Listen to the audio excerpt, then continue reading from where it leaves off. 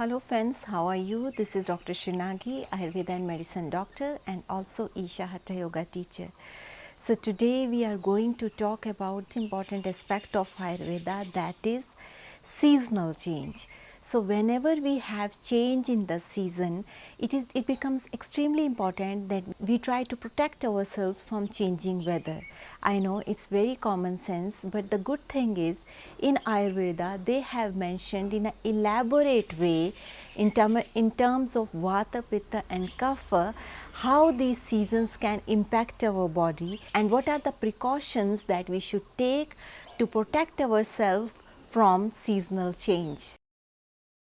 In Ayurveda, there is a very common word that has been used for seasonal regime, that is called Ritucharya. And also you need to take certain precautions in certain season. So let's see how Ayurveda can be helpful for us for making our seasonal routine good. In Ayurveda, it has been mentioned, it is also very beneficial in bringing balance in our hormonal level, because we know endocrine system, that is various kind of hormones are there in the body, that these hormones do multiple function in our body, some known function, some unknown function. That's why this seasonal regime becomes extremely important because it helps to bring the hormonal balance better. It would be interesting to know that Ayurveda divided the whole year, like we have whole year, in two things, that is Adankal and Visargakal. Adankal means, the yogic name for Adankal is Uttarayana. It's very common Sanskrit word which has been used in various Hindu calendars, that is Uttarayana. Or English translation for the word is Nadran solstice. And the another thing is Visargakal, that means 6 months of Udankal and 6 months of Visargakal, that is Southern solstice or Dakshinayana. Ayurveda comes from the understanding of ancient Vedas. Like in Vedas, this is how the division of year was like that. It was not like how we count calendars and months in English calendar, but it was, the division was like this, Uttarayana and Dakshinayana. And the division of time that they have done, that has been done on basis of sun. How is solar energy, what is the power and strength of sun and moon. So accordingly they have created certain calculations, and on that basis they have divided the whole year into Uttarayana and Dakshinayana depending on the position of sun. So Uttarayana means northern solstice. It is that time when the sun becomes extremely powerful and wind is also very powerful. So both sun and wind is extremely powerful, so it dries away the earth. When I say dries away the earth, that means it will take the strength of the people and cooling qualities of the people are being soaked by sun, because sun has become extremely powerful. So the earth will become hot in these days. At the same time, the people who are living on earth, they will also feel extreme hot and they will lose their strength during Uttarayana. During Dakshinayana, that means southern solstice, the sun becomes weak, that is next 6 months of the year, in which sun power becomes weak and moon started becoming more and more powerful. So this is the time when earth regains its all the strength, and that's why human being will also get all their strength back in Dakshinayana. So summer, spring and little bit of cold comes under Uttarayana. That means Uttarayana means northern solstice, and rainy season, autumn and winter, it comes under southern solstice, that means Dakshinayana. So this northern solstice and southern solstice and this seasonal variation is also going to impact your body type or your prakriti, and especially all the people, like whether they are Vata body type, Pitta body type, Kapha body type or dual prakritis, everybody feel their change, because change is nature. But as seasons are changing, that's how your body is also changing. That's why in Ayurveda a lot of importance has been given to stick to seasonal diet because nature knows the best. Whenever the digestive fire inside us becomes very high, that time our nature, it start producing fruits which are cooling in potency, because that's why a lot of importance in Ayurveda has been given to take seasonal fruits, because there is a logic behind it, because nature knows what is the need for the body. For example, mangoes.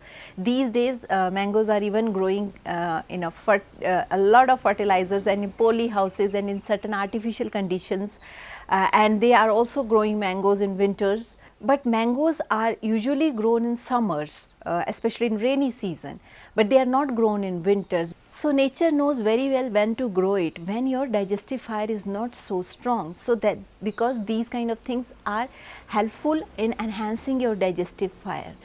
But oranges nature grow in winter. Why? Because in winter naturally your digestive fire is too much, and that time a lot of dry fruits nature grows. A lot of oranges are grown by in nature as a fruit because it is very cooling in potency, and especially this Amlica officialis, that is called amla or Indian gooseberry, because it is very cooling in potency and it is very beneficial to bring your digestive fire low.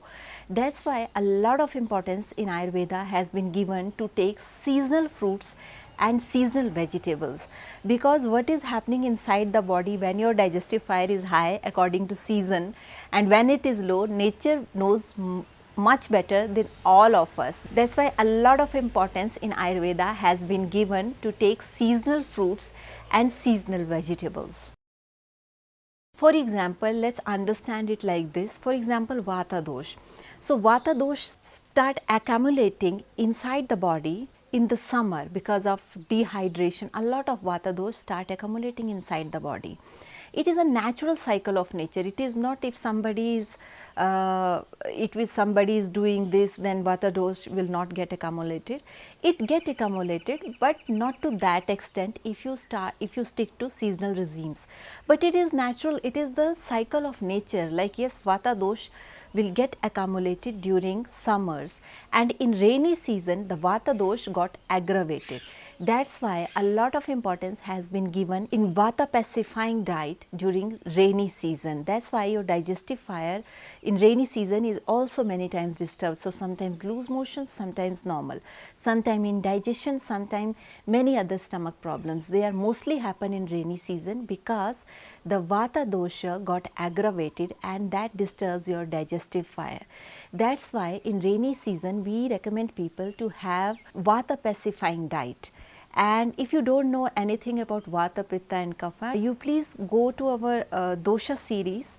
You can figure out what is your body type. There are certain questions being asked. You answer to these questions, and then we will let you know what is your body type. So accordingly you need to have your diet, your lifestyle according to Ayurveda if you want to live. And there are various links that are given for Vata pacifying diet, Pitta pacifying diets, what are the do's and don'ts that for a Vata people should do, Pitta people should do. So you can go and watch these videos and make use of it. So this is one thing. Another thing is, like we are talking about seasonal regime. So in rainy season Vata got more aggravated. So our focus is to have diet which is more Vata pacifying, that balances the Vata dosha, so that our Vata will not get aggravated too much. That it can start causing diseases. But if we focus on Vata pacifying diets and the seasonal fruits and seasonal vegetables, these things will do this Vata pacifying for you naturally. That's why seasonal fruits and seasonal vegetables becomes extremely important according to specific season. For example, Pitta dosha. So Pitta dosha start accumulating in rainy season, and Pitta dosha got aggravated in autumn. So in autumn, when Pitta dosha got aggravated, naturally the nature start producing those fruits and those vegetables which are Pitta pacifying. So that in that season, it's a lot of importance we should give to diet which is more Pitta pacifying. Like, we can reduce the use of spices because they aggravates Pitta more in autumn. And we need to focus those things. For example, we should not have coffee and tea in autumn much because it will aggravate your Pitta dosha in a much bigger way, and that can also be the cause of disturbed digestive fire. So we need to use more pitta pacifying diet in autumn. That's why seasonal fruits even in autumn becomes extremely important. Another dosh is kapha dosh. So kapha dosh get accumulated in winters, in cold season like in December, January. The kapha dosh start accumulating and it start aggravating, means it's starting increase in its quantity, that is aggravation, in spring when sun starts shining and it start melting the kapha, and that's why a lot of kapha related diseases are happening in spring season. It can include various kind of styes, various kind of eye related diseases, various kind of blepharitis, various kinds of respiratory problems, various cough problems.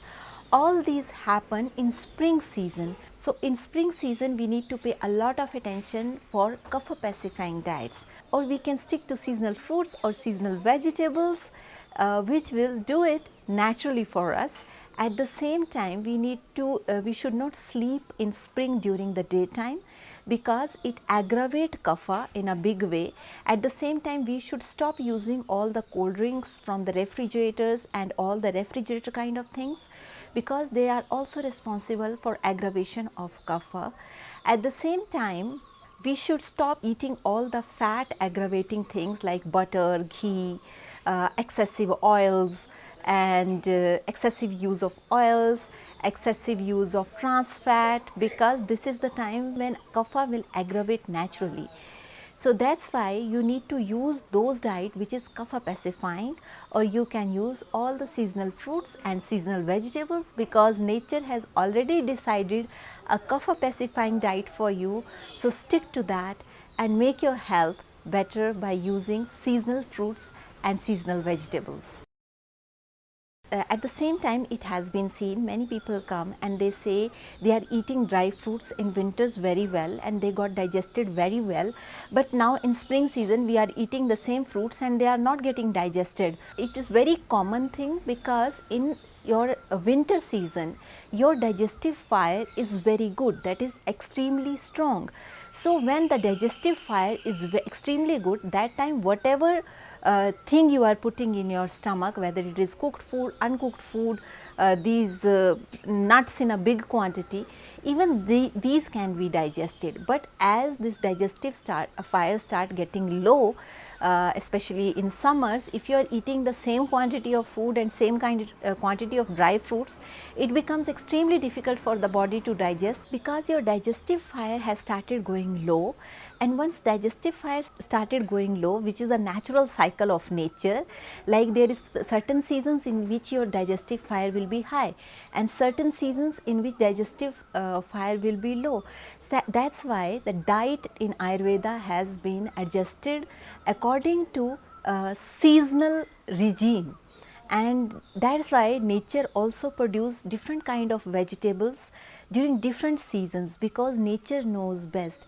That's why Ayurveda do not support vegetables that has been grown whole year in artificial conditions. Yes, those vegetables, even if you like certain vegetables, they can be available whole year, but they will not have the properties of nature. They will not have nature's intelligence, which is best for the body. That's why a lot of importance in Ayurveda has been given for seasonal regime, seasonal vegetables and seasonal fruits, because nature try to produce those things which are the most needed for the body.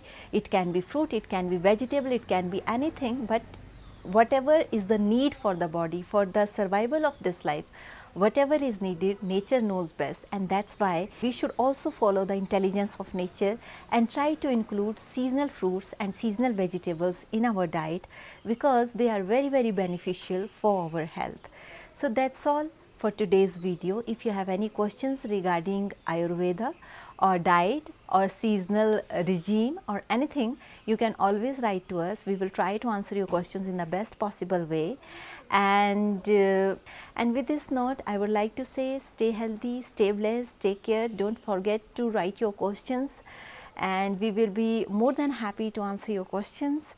And that's all for today. Thank you so much for watching. Take care, stay blessed. Love you. Bye.